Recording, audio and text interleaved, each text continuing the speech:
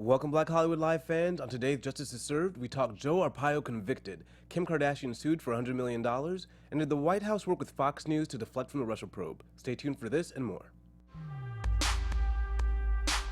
You are tuned in to Black Hollywood Lives. Justice is served. Our song is coming. Any moment now. Shaka, you want to start to sing Right? it? Oh, there we go. Here we go. There we go. I'm a little weary of using this song, but it's a good song. A legal shot. A legal shot. Oh, okay. Nice play on that. All right. Welcome, everyone.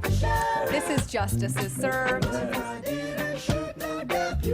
I almost just want to let the song keep going because it's so fun. Anyways, welcome to Justice is Served. My name is Chelsea Galicia. I'm joined by my co-host, Shaka Smith, and we're here to give you the rundown of the latest in legal news. Big announcement before we begin. Yep. You may notice that we are in a different studio this week, and in fact, this is our sort of last episode on the network that we're currently on. We are migrating over to AfterBuzz TV and have got some amazing changes in the works. And to do that, we're going to take a bit of a break, our summer vacation. Yep. I guess this is, my hair, you notice, is already, I'm on summer vacation. Got a little hair. reggae in the background. We're having a good time. Right, I'm ready for it. So we're going to take our summer vacation. We will be back September 6th Yep. on AfterBuzz TV with an all-new Justice is Served. But before we go, we will give you the rundown for this week. Yep. Starting with Sheriff Joe Arpaio. This is where I'm like, okay, there is such thing as justice. Finally. I think it might be helpful if we turn down the tunes as much as I love them. And this sheriff did not quite get shot, but yeah. Yeah, he got that legal shot. Sure. So we've been talking about for a while that this guy who, was the self-professed America's toughest sheriff, he was the sheriff of Maricopa County in Arizona, and quite flagrantly racially profiled people, pulled them over for whatever reason he could come up with, legal or not, to see if they were here legally or not. And he was basically his own deportation assistant army. Exactly. And courts told him to stop, that it was illegal, and he didn't care. Yeah, it started with a case, a class action in 2007, and a judge did find that they were sort of racially profiling those that were immigrants. And so 2011, the judge said, you have to stop doing this. You cannot continue to have these practices in your police department. Of course, Joe Arpaio was very vocally defiant and refused to stop these practices and had them continue, even though now he says, he was unaware of exactly what the order was pertaining to. And so the judge... Right. Yeah, he was confused, and it was vague when the judge told him to stop the practice of racially profiling people. Yeah, even though his own attorney had called him and let him know exactly what the options were and what to do, and he just simply refused. So this was justice because not only was he violating people's civil rights, he was violating the courts. The court told him, you are violating people's civil rights, you must stop. So 2011, so he kind of got away with this for a long time. For a while, yeah. Because it was only Monday of this week that he was finally convicted of contempt of court. Yeah, and of course I believe he's appealing, so. Whatever, I don't think that's going to go very far. Yeah. But this conviction leaves him vulnerable to some jail time. Yeah, so I think it's 6 months in jail, but I know, not nearly as long as what he should be getting based on what he did and how he probably destroyed several people's lives with this entire process. But just to be so disrespectful of the justice system, the courts, like the Constitution and the courts, Right. So 6 months is not even a slap on the wrist; it's like a slap on the pinky. Yeah. But and of course he did lose. He did lose his re-election bid. So was it Paul Penzo now has the top job over there in Maricopa County, and he's already dismantled some of the tents. That remember, Joe Arpaio was famous for Tent City and trying to put prisoners in a way that he believed saved money for the state, but it certainly was not humane. Right, he had them out in like the an outdoor hot jail, sun, in Phoenix, and and had the men wear like pink underwear. Pink underwear, and they're part of chain gangs. Had no salt and pepper was allowed. He said the taxpayers were saving money by not providing salt and pepper to these people in prison. Wow, I didn't even hear of that. But okay, so he's 85 years old, and he faces up to 6 months, which, if ever there were a case to go to the maximum, I mean, I can't see, there is no viable, defense or mitigating factor. The only thing you think about is maybe age and compassion, but then you think of the compassion he didn't have for those people that he instructed to be pulled over. Well, the compassion thing played into Sheriff Lee Baca's sentencing because of the Alzheimer's, but I'm not sure if just age by itself alone is enough. Is enough. Yeah. I mean, Arpaio believed he was healthy enough to run for re-election, so be top sheriff for another 4 years, and so I'm sure he's well suited to spend a solid 6 months in jail. Although I don't know, good if behavior it'll actually happen, yeah. But I mean, it does feel a little bit like sweet. vindication, yeah. It's a little vindication for this guy. I mean, I hope they do the pink bra and panties and leave him outside. And I know, I'm going to get, hate messages for an eye, but sometimes it can be appropriate. it can be appropriate. Yeah. And I certainly believe that this is one of those times. And sadly, this is sort of like a last vestige of the Obama administration, because that's who it was prosecuted under. So I don't know if we'll see too many more of these sort of prosecutions of sheriffs going rogue going forward. But well, that's not that fun. But I guess what else could we expect of this administration? I mean, I was going to say, well, who knows how long Jeff Sessions is going to be around for, but I can't imagine that even if he was booted, he'd be replaced by anybody better. And he's just, I believe he just started the probe into affirmative action and how it's disproportionately affecting white people. Yeah, so we'll negatively hurting them. Exactly. Yeah, that'll be an interesting thing to watch. I mean, that's the DOJ's top priority right now. But great, fantastic. Okay, well, here's something. Have you ever applied to work at Bass Pro, the outdoor store? Well, thankfully not, but it seems as if I did, I would not have been employed. Right, but you would have perhaps, maybe, I mean, you and I both, Hispanic and black people were discriminated against, and qualified candidates for employment were turned away. Yeah.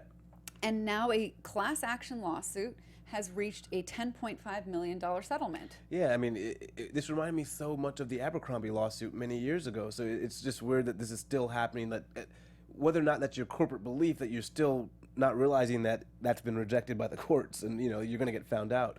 It just looks like they had refused to hire blacks or Hispanics for retail jobs, and they'd even retaliated against people that had reported their practices and expressed concern about this.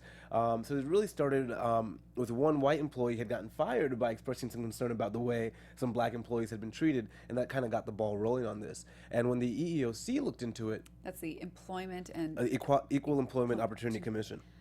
I knew that, and I was just making sure everybody else knew that. And so when they got a hold of this, they realized it wasn't just, I believe it was in Houston, it wasn't just in Houston that they were having these problems, it was nationwide. And I believe it was blacks were underrepresented in 95% of the stores, and Hispanics were underrepresented in 70% of the stores.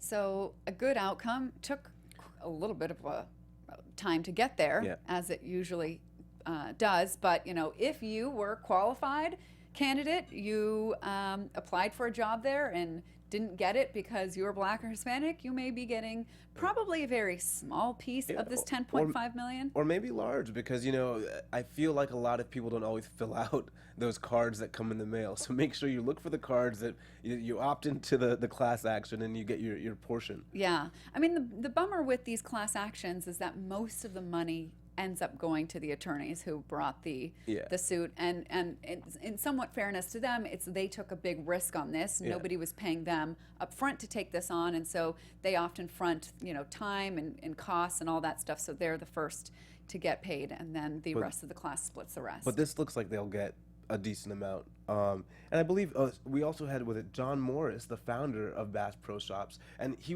had been accused of creating the profile, which was essentially white. If you were black or Hispanic, you didn't fit the profile. But part of the settlement was that his name had to be removed from any documents and regarding this. Overtly cleared. He did not, explicitly stating that he did not discriminate and come up with this system. Yeah, so on Monday, an amended complaint was filed that removed his name from this lawsuit. Oh, thank goodness. Okay. All right. So some good news for people who've been discriminated against, and not so good news for Kim K this week. No, yeah, Kim K really got hit hard by a $100 million loss. That's never good. Even if it's without merit, it's just never good to see you being sued for $100 million. And I didn't know, but Kim's company's name is Kim's a Princess Inc.? Yes. Okay, she almost deserves to get sued for that name, but you know, First Amendment free speech, you can name your company virtually anything. It did catch me by surprise.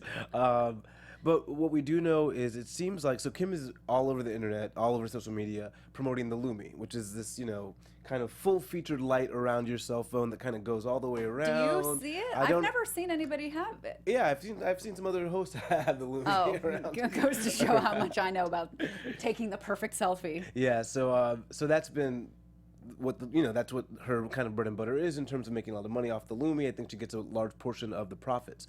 But we have Houshmand Harouni alleges that he's got a patent for essentially what is the Lumi, a string of lights around a cell phone for a carrying case, and that he had licensed it to Snaplight. And so now they're alleging that they are out of profits on the order of $100 million. Lumi has countered in saying they have all the proper patents, trademarks, copyrights, and that the case is without merit. So it'll be interesting to see where it goes because they do have a patent.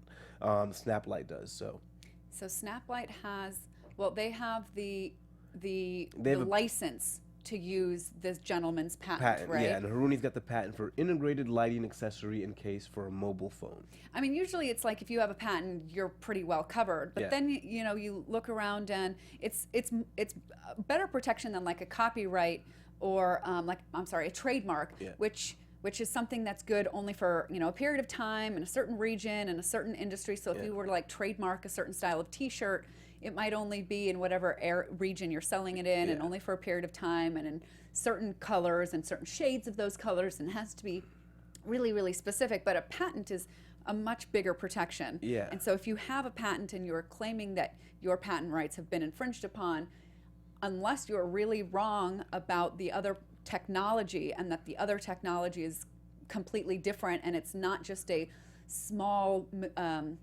adjustment on your patent, then they are in violation of the patent and I protection. do think just some of the language that Lumi used in countering, saying they were first to market, which tries to give you a better claim if you don't have the first patent. And so it made me think that they do realize that there may be some merit here, even though they're saying there is none. And what if Kim says, well, I had no idea about all of this. It's not my fault. I just got roped into this partnership. So is that a defense for her? She may be able to extricate herself depending on what this partnership looks like between her and Lumi. So if Lumi is simply just paying her as a spokesmodel, then she should be able to get herself out of this. All right, so chances are it's a big lawsuit, but it's not going to come out of Kim's pocket. Exactly. I mean, the profits may go down of the company as a whole, and if she's got like a profit-sharing deal, it might hurt her, but there's chances are no money is going to leave her pocket and go to somebody else. And I'm sure if they find Snaplight and Mr. Harouni are in the right, they may decide to contract Kim and bring her over. So either way, she'll probably be making money from any number of sources. I guess a win-win for her. Yeah. All right, and now this whole Dr. Luke Kesha saga is not over. Yeah. And now Lady Gaga has been dragged in, not even just to the conversation, because she's been sort of involved in the conversation for a while, but now legally. Yeah. Dr. Luke's basically forced a subpoena to get her to testify in a deposition, saying that she's been uncooperative, yada, yada. Of course, Lady Gaga disagrees. Yeah, so it looks like Gaga and Kesha exchanged a number of texts regarding this. And they're alleging that there was a smear campaign that the two were concocting. One of which where Kesha was trying to get Gaga to get Sony to cut all ties, and another where she's trying to get Gaga to really promote the Free Kesha brand or idea. Movement, exactly. And it really was a movement there, right? And so that's what the heart is. And then Gaga did provide the text messages, but apparently they were so heavily redacted, as if she provided nothing. So now they're saying they want the unredacted text in full. And I mean, I wonder how or what basis they had for redacting in the first place. Well, certainly she's providing it voluntarily. They don't even need to provide a basis, so. But if you know a subpoena's coming, if you redact, I guess you're just trying to buy yourself time. Yeah. So I can't. I mean, this would harm Dr. Luke's brand and business and profits, and so if this was some sort of defamatory defamatory movement against him, he does have the discovery rights to find out if there were conversations between the two, because that conversation would not be protected by any privacy laws. And again, the conversation might be, it's a risk, I think, on his part, because the conversation might prove that he's guilty of all this. You know, when two people are speaking in private about what's happened, there tends to be a little bit more reliance on the fact that what they're saying is true if they never believed it would go public. Right. So yeah, I mean, if it does say he did X, Y, and Z to me, although, you know, that would be hearsay because it's an out-of-court statement made to, but he's gonna go after it for the defamation, and so it won't be offered for the truth of the matter, but simply oh man, okay, you've got to be a legal nerd to enjoy that little turn there, but yeah, it's an exception to the hearsay rule. Is that if you offer something that was out of court, a statement that's going to, like in this case, say Dr. Luke abused Kesha. If I offer it for that reason, it's hearsay. But if it's offered for another reason, it's offered to show where I was mental at the time state, then that statement is no longer considered hearsay and it's admissible. So there is a little bit of risk in them trying to really make this part of the record. And that this statement or any of the statements involved in those conversations, those text conversations, could come back to bite him if the other lawsuits are still going, which I understand that they are. Okay, so what's bizarre is that, like, I wasn't clear about whether this was they want her to sit for a deposition or they just want her to turn over the text messages, or both, because they want to cross-examine her about the text messages. Yeah, it looks like it's both, where they want the unredacted text messages and they want her to sit for a deposition no longer than 3 hours. Which, you know, great to be grilled on your text messages for 3 hours. Yeah, I know, that's rough. I mean, when I was practicing, the rule in work comp was that they had a maximum of 8 hours. So depositions, and generally wouldn't be 8 hours in one day, although I did have a handful of those, but usually broken up into 2, maybe even 3 days. But so 3 hours sounds like a long time, and it is. But it's reasonable. But yeah. Alrighty. Okay, speaking of reasonable, state of North Carolina. Actually, that's actually coming up quick for the state of North Carolina to get its gerrymandering all fixed up there. Hopefully you remember we covered this case because gerrymandering is such a big issue, even though it's got a funny name and it's not a real sexy topic.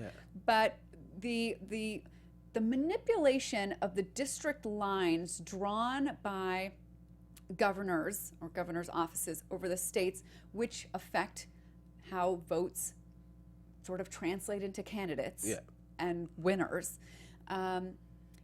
You know, it can be manipulated to the point where it's illegal. Exactly. In this case, they really went by race as the predominant factor.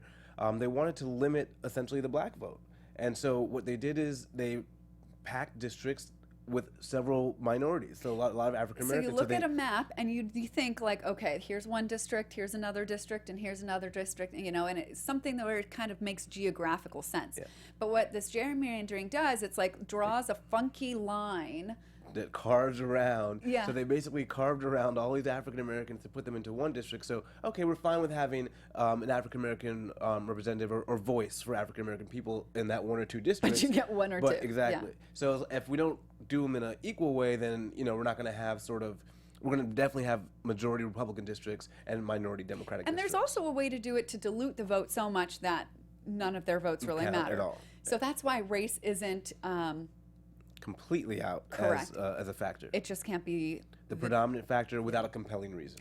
Right. So they've got till September, which, realizing now that it's already August, is coming up quick to redraw the district lines. I think there's a good shot that these lines may be fairer given the new governor there. So hope it helps. I mean, it should help because the state of North Carolina is actually what's called a purple state, meaning pretty split evenly, blue, red, Democrats, and Republicans. But Republicans have dominated a majority of the elected positions for a while now because of this gerrymandering. Yeah, in the House they have 10 Republican representatives and only 3 Democratic ones as a result. Yeah, so they better get their stuff together soon. And I think more and more we're going to see cases of other states having to do this exact same thing. Well, I mean, again, with Wisconsin? the administration, it's a little tough. But yeah, if these Yeah, 'cause- cases have already begun, I think they'll go to fruition. Yeah, you're right about that. There were a number of cases that are already Already making their way in the through the pipeline. courts. Yeah. So I think as we get closer to 2020 and there's the next census, perhaps the issue of gerrymandering will get more attention. Yeah, and I believe Obama's has been working on it post presidency, because it's really how we're represented as a people, and it can be done in a way that really mutes a lot of people's votes. So it's a big issue that's not often paid attention to. Yes, big deal. Big deal. Big deal. Okay. All right. And finally, moving on to, gosh, we already at the end? We made quick work with these stories. This Fox News story Oh man, just gets, I would say, We saved better the and better. We saved the best for last. That's This is true. great. I would say this gets better and better, but this is a really awful situation for the family of a murder victim. Yeah, So we're talking here about Seth Rich. DNC staffer. Yeah. Yeah, who was murdered on Yeah. the streets in Washington. Some believed it was a robbery gone wrong, Well, in some, the Washington police believed it was a including authorities. Okay, fine, minor detail.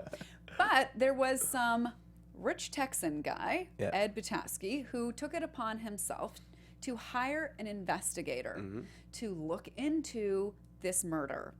And the investigator happened to be a paid contributor to Fox News. Yeah, Rod Wheeler. Yes, and so he would go on to Fox News and apparently say, and this is why he now is suing Fox News, said that Fox News manipulated, contrived, made up quotes Yeah. that he said he had sources linking Seth Rich to WikiLeaks. And that he was somehow the leaker, and so it was not part of the Russian hacking, but rather the Seth Rich that leaked to Wiki. That it was an inside leak. Exactly, and so it's powerful to find that link and have someone that you can attribute that link to. He of course says he never said such things. He never made that link. He did his research and was unable to make that link himself. And the article did quote, because it was also written as well as on air. And the article written by Malia Zimmerman did quote some correct quotes from him, but also incorrectly attributed this link between Seth Rich and WikiLeaks. And that's what he was really upset about. And so now he has lost some job opportunities Yeah. because his reputation, his credibility has Yeah. been destroyed by this. And so he's now suing. So it's always great when a former Fox employee or contributor who is paid by them, because then Fox can't say, oh, they were just some random person who we had on. No, Yeah. this was somebody that you trusted, that you thought was credible enough to put on your payroll. But they may say he's got a grudge because he's also alleging some racial discrimination. Rod Wheeler is black, and he's saying that similar white colleagues of similar education and achievements are getting more airtime and are getting permanent positions as well. And he also finds that there's racial discrimination going on at Fox News. Do you think that the fact that Fox News has had so many problems with sexual harassment and lawsuits from successful, women who have sued them, that's going to translate at all to his chances of success? To a degree, just it does show sort of a pattern of. I mean, it's not going to necessarily go. A pattern of being evil? Of treating people unfairly, let's say. Okay, fine. It certainly won't be allowed in court, but it certainly doesn't help to know that these things happen in people's minds. But I do think he's got a high degree, a high chance of winning here, because it does look like Malia Zimmerman. They have audio. Yeah. Where he talks to Malia Zimmerman, and she essentially admits to the fact that, yes, she kind of misquoted him, but she cannot change the article. And the story gets even better. Yeah. Because it goes all the way to the White House. Oh, and again, yes. So he also gets word that Trump himself has seen the article and approved it and wants it out immediately to detract from the Russia probe. And that he, Rod Wheeler, and the guy who paid for the investigation, Ed Bataski, met with former Spicer, press secretary Sean Spicer about it. And furthermore, they did meet, so that's on the record, so we know that they met. Spicer later claimed to know nothing about this DNC staffer, even though he had had a meeting about the DNC Spicer staffer. doesn't know up from down at this point. I almost feel bad for the guy, but not really. So that does not surprise me or anybody at all. And Sean Spicer denying anything, I don't think is going to harm Rod Wheeler's case at all. It was crazy to kind of go through this case and look to see that they were trying to push a conspiracy theory, but this was in itself the conspiracy theory. I know, it's a little matrixy. Yeah. But yeah,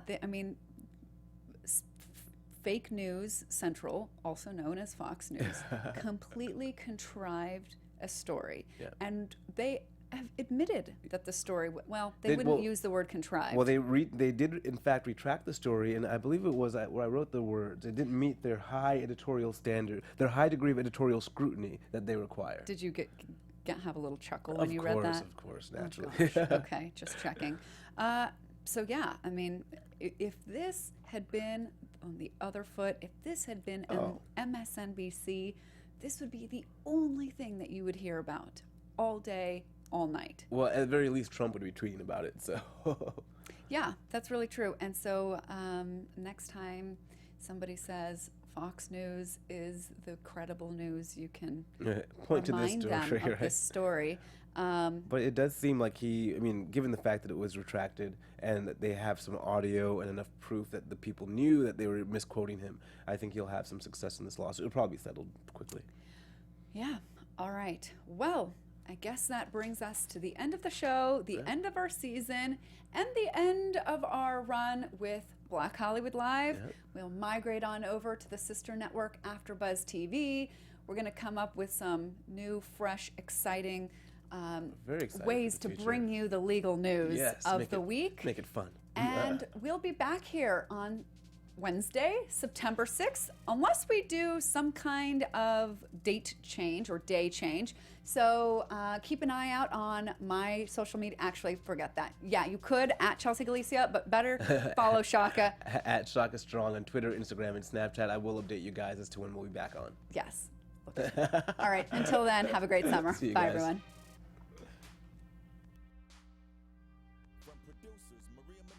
Dario Kristen, Tiana Hobson, Kevin Undergaro, and the entire BHL crew, we would like to thank you for supporting Black Hollywood Live, the first online broadcast network dedicated to African American entertainment. For questions and comments, contact us at info@blackhollywoodlive.com. Like us on Facebook, tweet us, or Instagram us at BHL Online. And I'm your BHL announcer, Scipio. Instagram me at Planet Scipio. Thank you for tuning in. Hollywood Redefined. The views expressed here are those of the host only and do not necessarily reflect the views of BHL or its owners or principals.